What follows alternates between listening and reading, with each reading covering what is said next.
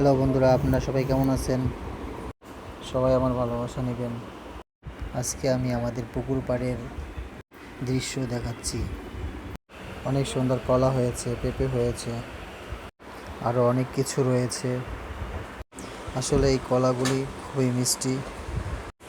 আপনাদের সবাইকে দাওয়াত দিলাম, আসবেন আমাদের বাড়ি পেঁপে, কলা এসব খেতে। গ্রাম আমার কাছে খুবই ভালো লাগে, জানি না কার কাছে কেমন লাগে। আসলে গ্রামে ভালো লাগার মতো অনেক কিছুই রয়েছে। গ্রামের মধ্যে একটা জীবন্ত শান্তি খুঁজে পাওয়া যায়। গ্রামের চারিদিকটা খুবই সুন্দর, চারিদিকে পানিতে ভরপুর থাকে। আমাদের এই পুকুর পাড়ের মাটি খুবই ভালো। যে ফল গাছ লাগাই না কেন অনেক সুন্দর ফল দেয়, অনেক মিষ্টিও হয়। আর আমাদের এই পুকুরে অনেক বড় বড় মাছ রয়েছে, আপনাদের জন্য রয়েছে।